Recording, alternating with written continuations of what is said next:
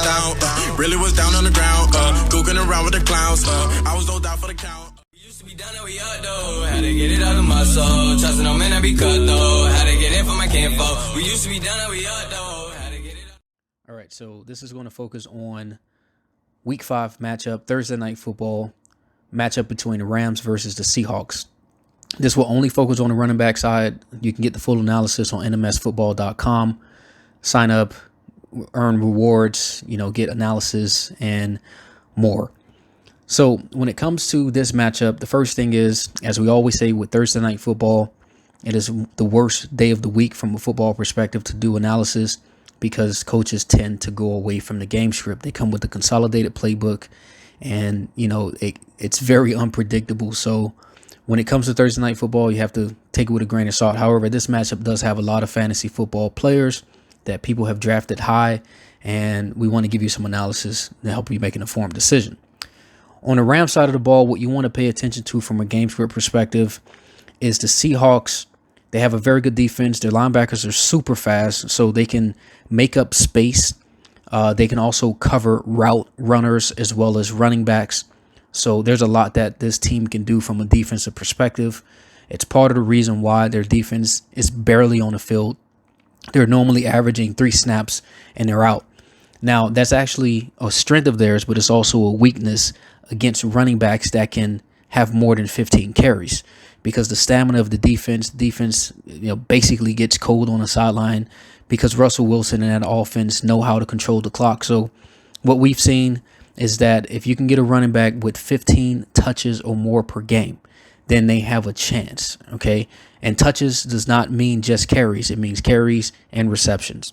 Now, given the fact that running back will need to be in a passing game script, he's going to need to have a catch rate that's going to be suitable for him to actually get some yards. Again, Seahawks have very fast linebackers, so you can't just rely on a running back being in the game script if he's not effective in catching. So catch rate that's generally good against the Seahawks is 65% or more.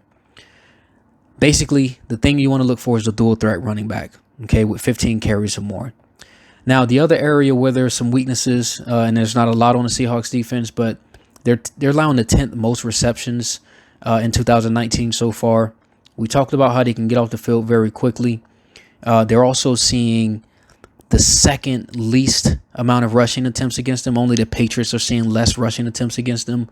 However, this is an indication that there may be some issues when it comes to stopping, plays early. Because if they're getting those receptions, and we do see the receiving average also is higher than what you would expect from a defense like this. This tells us that there's some issues, and when we look at the game tape, there's some issues with the first level tackling. And when you look at the overall volume of tackling, it's very low. They're bottom 10%. Now, some of that is because they don't get the opportunity to actually tackle anyone because they're not on the field long enough. But it also is, as we said, first level tackling. So 2 metrics is going to help in that situation to exploit that as a fantasy football player. Snap share of 20% or more and run block efficiency of 63% or more. So 15 touches per game, catch rate of 65%, snap share of 20% or more, run block efficiency of 63% or more. The person that matches up well in this game, if this individual can get the touches, is Todd Gurley. Todd Gurley should have a decent game, but he's going to have to get 15 touches on that pitch count. We're not sure that's going to happen, especially on Thursday Night Football. Things get kind of crazy, so don't be surprised if you see Malcolm Brown in there. But statistically speaking, Todd Gurley should have a good game. We're not telling you to start anyone. We're helping you make informed decisions. Make sure you look at your other matchups and weigh the pros and cons between those two.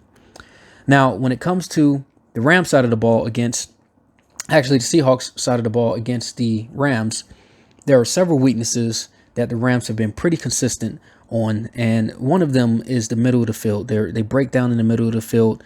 Even though they have Eric Weddle back there as the coach on the field, he does a good job stopping large plays from getting into the end zone or within a 10 zone. The problem is those plays have already developed within the middle of the field. Now, we're not saying the issue is running up the middle. There's a guy named Aaron Donald. If you don't know him, you don't want to run in front of him. He's in the middle We're not talking about running the ball straight down the middle of the field. What we're saying is that the defense breaks down around the 7-yard mark right in the middle of the field. So what we've seen so far that's worked against the Rams is running back that has opportunity share of 54% or more. Opportunity is different from carries and is also different from target share. Opportunity is essentially when he's in a play, not blocking. Okay, that's opportunity share. So you want to have a running back that's in there 54% of the time and not blocking.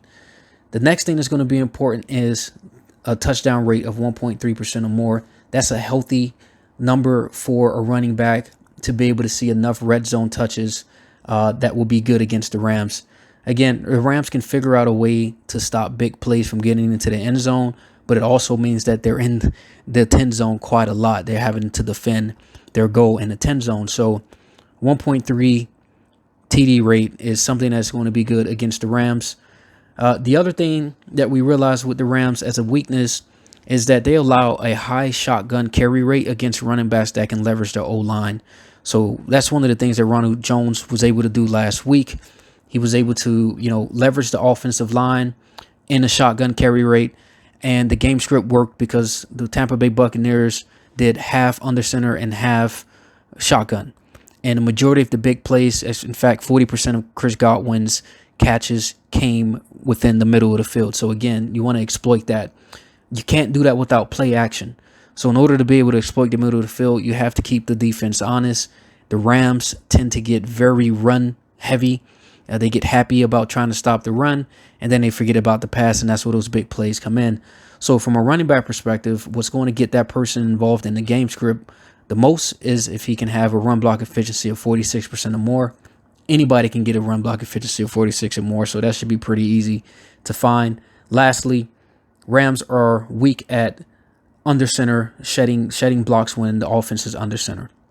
So if the game script can have the offense doing under center as well as shotgun, this is going to be an amazing game for your running back. On top of that, if the running back has evaded tackles of 5 or more per game, if that's what he's averaging so far this year, that's a perfect sign for him, because when you have a defense that can't shed the block under center, perfect situation for the running back who knows how to evade tackles. So the 4 things that's going to be important in this lineup again for Seattle Seahawks running back: opportunity share 54% or more, TD rate of 1.3% or more, run block efficiency of 46% or more. That's easy. And then evaded tackles of 5 or more. One running back fits that perfectly. His name is Chris Carson. Unfortunately, he's been having some fumbling issues. So Pete Carroll, I won't be surprised if he decides to try to sit Chris Carson. There's rumors that Rashad Penny will be back in his game tonight. But at the end of the day, the analytics say that Chris Carson has the best chance against this Rams defense. No more sleep. Get the full analysis on nmsfootball.com. Hit the like button. Hit the subscribe button. No more sleep. Get it, go get it, I got it. Get it, go get it, I got it. Get it, go get it, I got it. Get it, go get it, I got it.